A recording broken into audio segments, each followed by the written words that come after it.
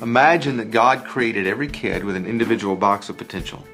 And your job as a parent or a leader is just to help them figure out how to open it and use it.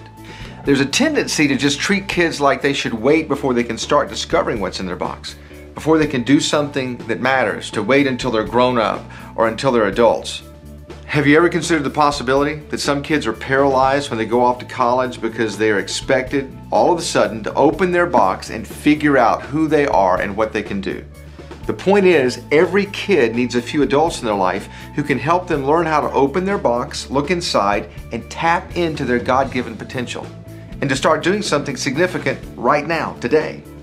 There's a writer I respect a lot named John Acuff who explains it this way. We create the idea that kids need to grow up and find God's purpose instead of teaching them to live in God's purpose. If you teach them to live purpose now, maybe they won't be paralyzed later. That's why our memory verse is 1 Timothy 4:12. Don't let anyone look down on you because you're young. Set an example for the believers in what you say and in how you live. In other words, don't let anyone convince you because you're young you don't have a lot in your box. This was actually what Paul told Timothy. You remember him? We don't talk about him a lot, but he's a perfect example of a young individual who had incredible potential. One day, a handful of insightful adults in his life recognized what was in his box, and they helped him open it. Because of that, Timothy had tremendous impact on the growth of the early church. You see, the story of Timothy is an incredible example of individuality. We define it this way. Individuality is discovering who you're meant to be so you can make a difference. Most of us remember Timothy because of what Paul wrote to him while he was a young leader in the church at Ephesus.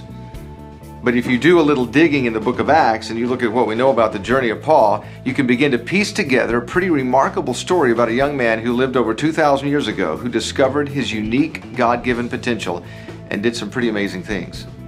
First, we know that Timothy was the son of a Jewish mother and a Greek father. I mean, can you imagine some of the conversations in that house growing up? There had to be some tension. Timothy grew up understanding the Jewish heritage and the stories of Moses alongside hearing about Greek gods and pagan rituals.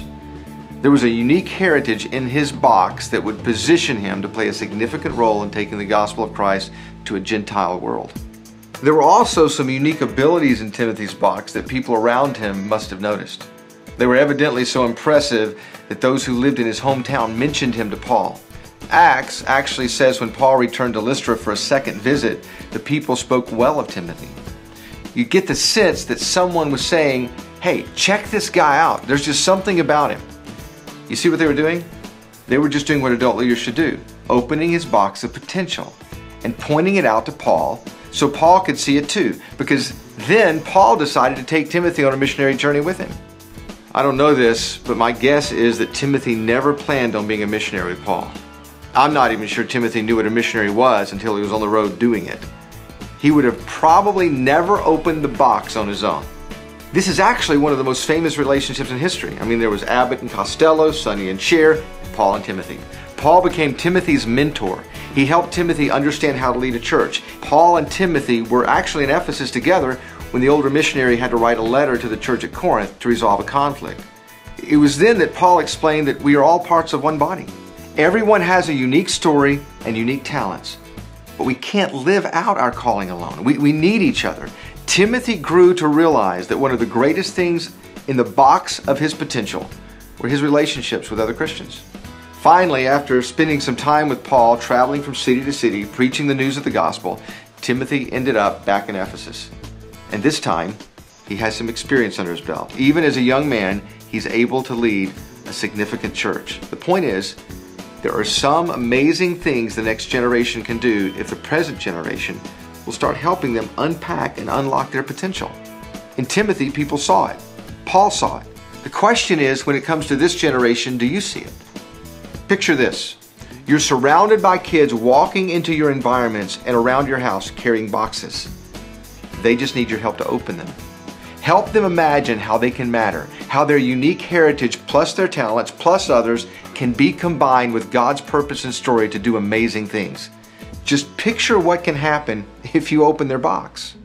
I have a friend who's a high school English teacher who told me the story about a kid in her class who she'll never forget. He had some learning disabilities and was on a number of medications. He was unsocial.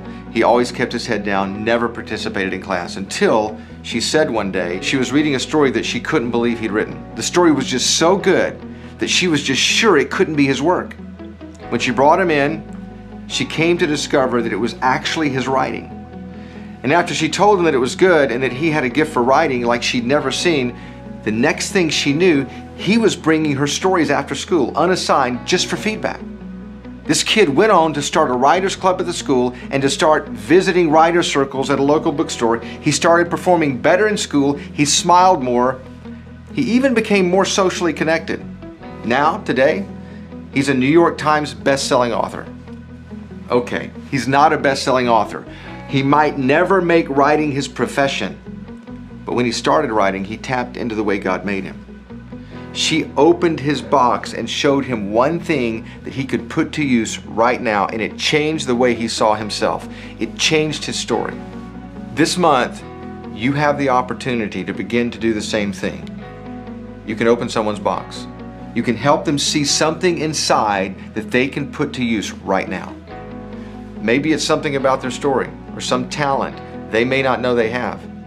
But when you help a child begin to understand that God made them and that God's given them unique abilities to love and serve others, it has a lasting impact, not only because of what they accomplish right now, but because they're establishing a pattern of living that can change the course of their story.